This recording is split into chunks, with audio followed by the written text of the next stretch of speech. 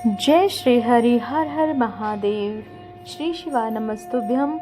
आप सभी का स्वागत है वैशाख मास की कथा श्रृंखला में। मनुष्य का जीवन अपनी इच्छाओं के पीछे भागता रहता है, लेकिन संतोष उसे कभी भी नहीं मिलता। और वह एक केवल भगवान की सेवा में जो मनुष्य अपने स्वभाव से प्रभु की सेवा, प्रेम करना और सेवा करेगा, वही अपने आध्यात्मिक और प्रेम को प्राप्त कर सकता है। और सेवा करना चाहता है तो तभी हम न किसी की सेवा करते रहते हैं, चाहे वह अपने परिवारजनों की, जाति, समाज, समुदाय या फिर देश की सेवा, फिर प्राणियों की सेवा। लेकिन इन सब को करते हुए कहीं न कहीं कुछ न कुछ अधूरा रहता है। वह है अनुभव मात्र। भगवान जब सेवा की जाए उसी प्राप्त होता है। और वैशाख मास में यही सिखाता है कि हमें अपनी इच्छाओं को त्याग कर भक्ति को अपनाना चाहिए और इस प्रकार अपने जीवन को व्यवहारिक रूप से भगवान की भावना से की तरफ मोड़ना चाहिए। एक प्रयास तो और अवश्य करना चाहिए। चलिए आज वैशाख मास की कथा श्रृंखला को आगे बढ़ाते हैं और श्रवण करते हैं आज की पौराणिक कथा। श्रुतदेव जी ने कहा, जो मनुष्य अक्षय तृतीया से काल के प्रातः काल स्नान करते हैं, भगवान विष्णु की पूजा कथा करते हैं, उसे दिन मधुसूदन की प्रसन्नता के दान देते हैं और उनका पुण्य कर्म भगवान की आज्ञा से अक्षय होता है। और वैशाख मास की पवित्र तिथियों में शुक्ल पक्ष की द्वादशी, समस्त पाप राशि में निवास करने वाली शुक्ल द्वादशी का योग पात्र के लिए जो अन्न दिया जाता है, उसके एक एक दाने में कोटि कोटि ब्राह्मण भोज का पुण्य फल प्राप्त होता है। शुक्ल पक्ष की एकादशी जो आती है, वह भगवान विष्णु की प्रसन्नता के लिए जागरण करता है, वह जीवन में उन्मुक्त होता है। तुलसी के कोमल दलों को भगवान विष्णु की पूजा करता है, वह संपूर्ण कुल का उद्धार करके वैकुंठ लोक में अधिपति बन जाता है।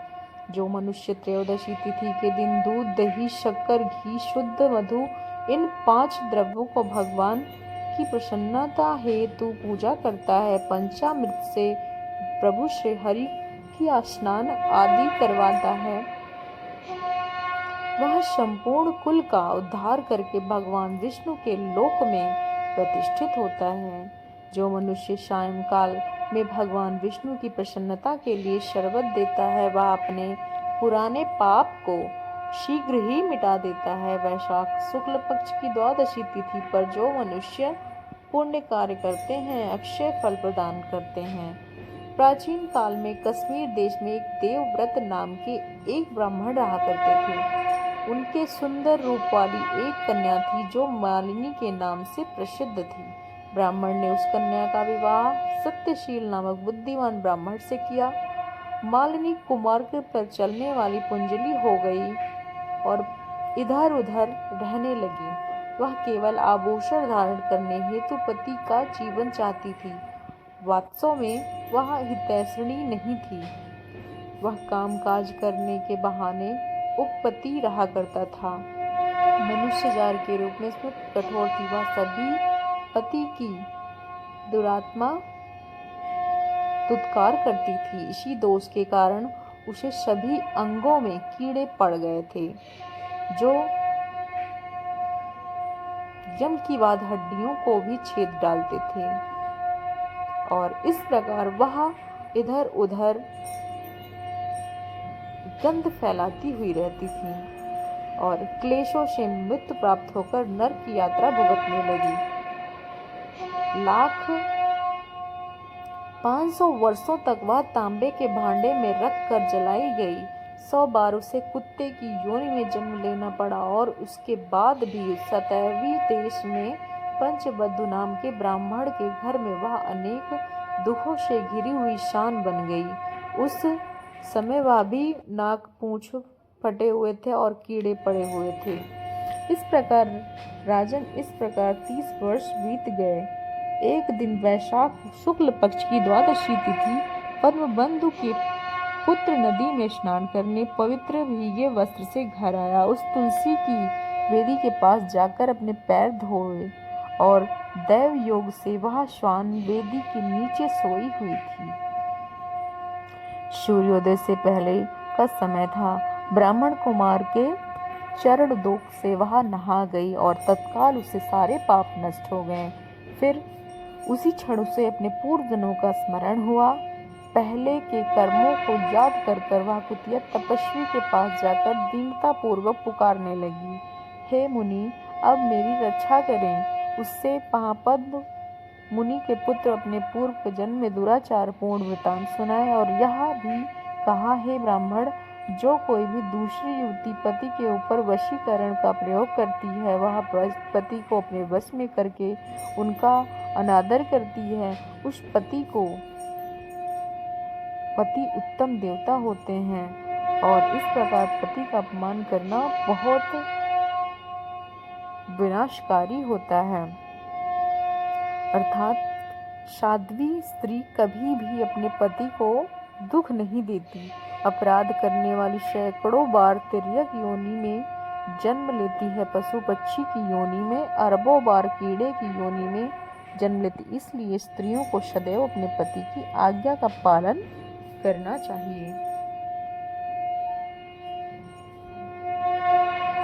इसे पूर्ण धृढ़ योग में दर्शन करना पड़ेगा। इसलिए हे विप्रवर, मुझ पर पापचारिणी और वैशाख शुक्ल पक्ष में अपना पुण्य प्रदान करके उबार लीजिए।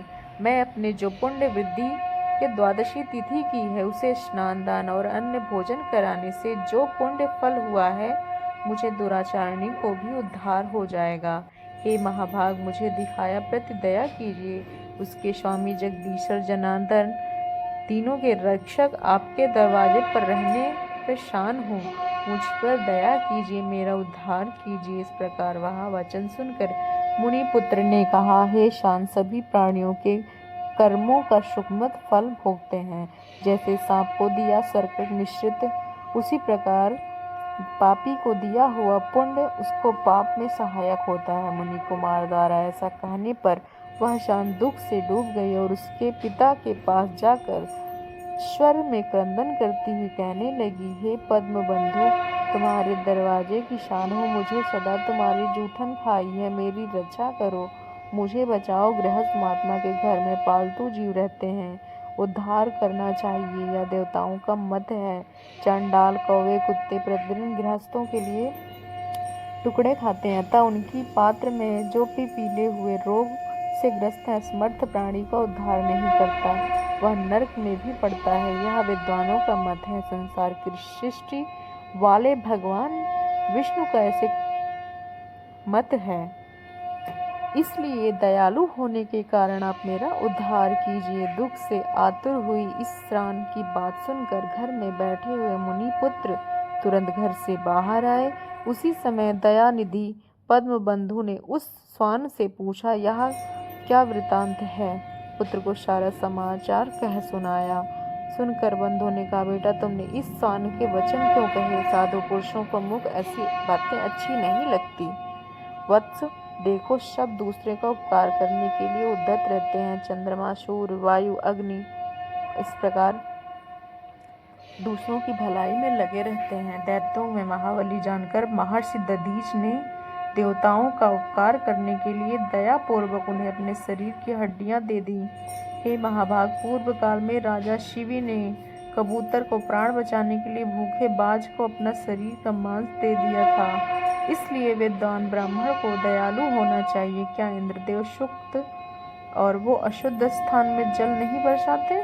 या चंद्रमा चांडालों को प्रकाश नहीं देती? इसलिए बार बार प्रार्थना करने पर इस श्वान को अपने पुण्यों का उद्धार करूंगा। इस प्रकार पुत्र की मान्यता का निराकरण करके बुद्धिमान पद्म बंधु संकल्प लिया, हे श्वान, मैंने द्वादशी में महापुण्य तुझे अर्पित किया। ब्राह्मण इतना कहते ही वह शांत सहसा अपने प्राचीन शरीर को त्याग कर देती है और दिव्य देह को धारण करके दिव्य वस्त्र आभूषण से विभूषित होकर दशों दिशाओं में प्रकाशित करती है। ब्राह्मण की आज्ञा लेकर स्वर्ग चली जाती है।